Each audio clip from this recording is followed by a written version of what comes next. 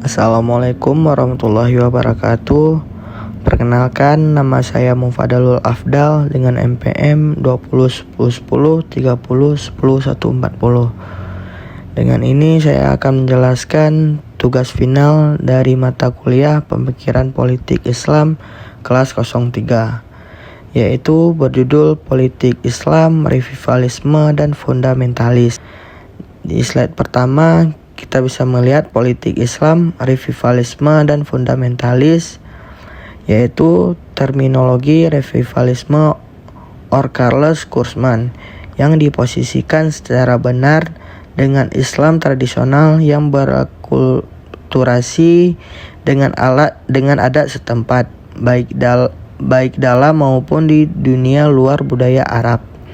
Kelompok revivalis ini memiliki cakupan yang luas, dimulai dari fundamentalis, ekstremisme, ekluvisme yang dirangkum oleh Bassas Tibib dalam politisi Islam.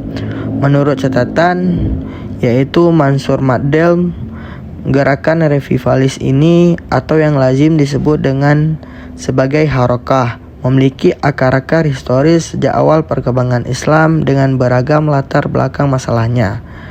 Jadi revivalisme ini adalah supaya untuk melakukan perubahan terhadap negara-negara Islam melalui politik dan pemilihan umum. Bagi revivalis ini untuk menyelamatkan Islam, maka harus dilakukan melalui media-media yang ada, termasuk menikmati demokrasi yang dibawa oleh orang barat.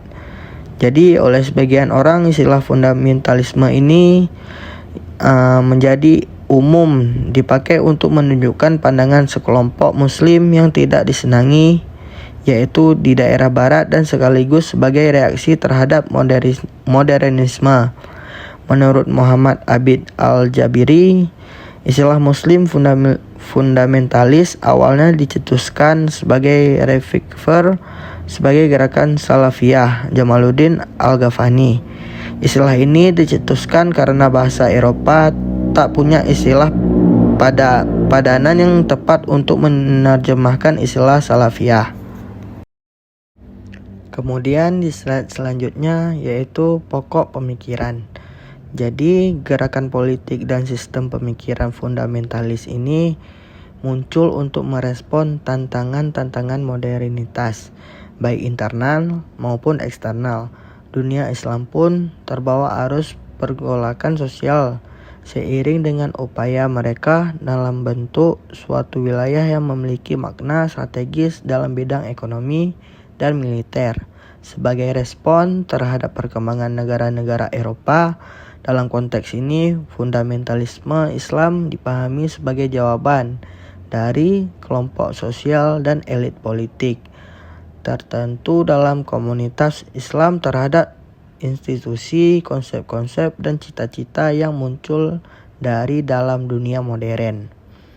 Istilah fundamentalisme digunakan pertama kali untuk menjemput umat Kristen penginjil Amerika yang pada abad ke-19 secara serius mengusahakan pemahaman harfiah dan menerapkan Bible secara murni dan menolak teori Darwin yang populer pada saat ini.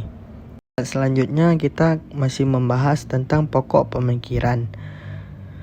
Jadi dengan demikian sesungguhnya terdapat perbedaan yang jelas hingga secara diametral antara pemahaman dan pengertian istilah fundamentalisme seperti dikenal oleh Kristen Barat dengan pemahaman istilah ini dalam warisan pemikiran Islam, baik masa lalu, modern maupun kontemporer. Kaum fundamentalis di Barat adalah orang-orang yang kaku dan taklid yang memasuhi akal, metafor, takwil, dan kias, serta menarik diri dari masa kini dan membatasi diri pada penafsiran literal nas-nas. Yaitu sementara kaum muslimin atau bermakna fundamentalis dalam peradaban Islam adalah para ulama ushul fikih yang merupakan kelompok ulama yang paling menonjol dalam memberikan sumbangsih dalam kajian-kajian akal atau ahli penyimpulan hukum, pengambilan dalil, ijtihad, dan pembaruan. Di slide selanjutnya kita akan membahas tentang pergerakan berdasarkan pemikiran politik.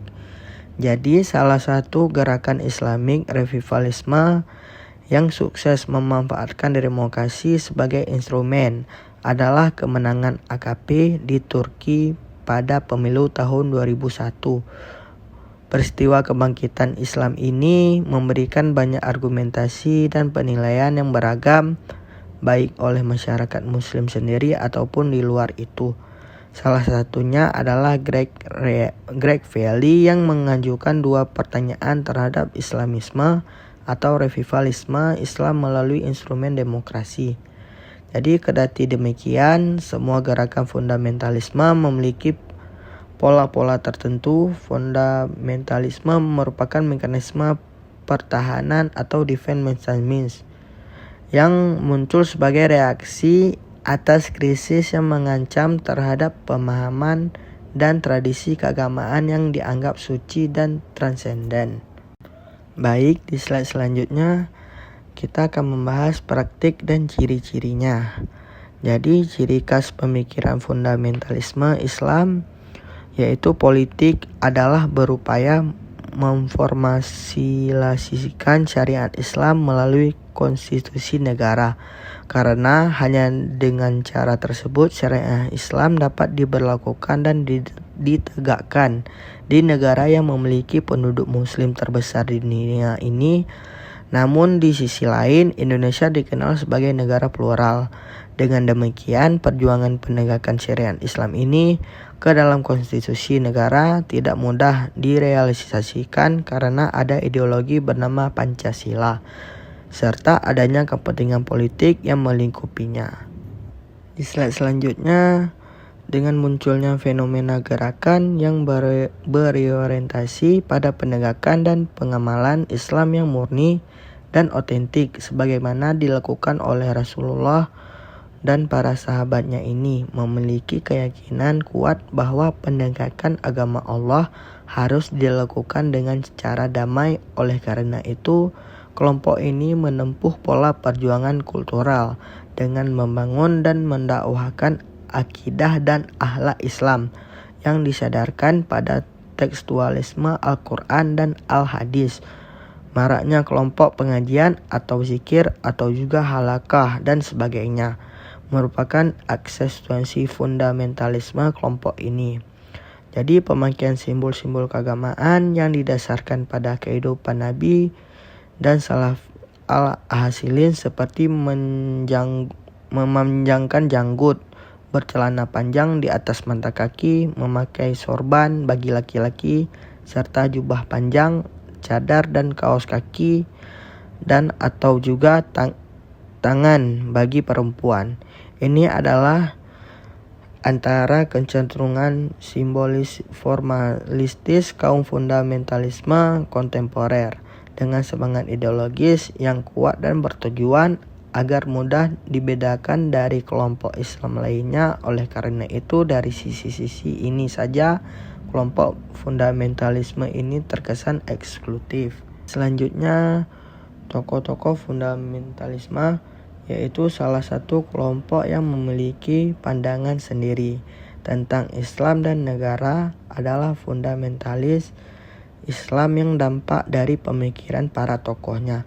Jadi fundamentalisme ini adalah Islam sendiri dibagi menjadi dua kelompok, yaitu fundamentalis tradisional dan modernisme. Kalangan tradisional menekankan untuk kembali kepada Al-Quran hadis yang diimplementasikan di kehidupan setiap harinya. Jadi menurut mereka hanya Al-Quran serta hadisnya sumber pokok Islam. Tampak dari gerakan pada Islam klasik serta pertengahan dengan dipelopori oleh Ahmad bin Hanbal, yaitu pada tahun 780 sampai juga 855 Masehi. Jadi di sini mereka juga mengkritik penguasa Islam yang lebih mengakomodasikan tradisi non-Islam, yaitu praktik tarekat taklid buta. Bahkan kelompok ini cenderung sulit penerimaannya atas pemahaman Islam yang datang dari luar kelompoknya. Sedangkan fundamentalis modernis lebih condong kepada usaha dalam menjawab tantangan modernitas.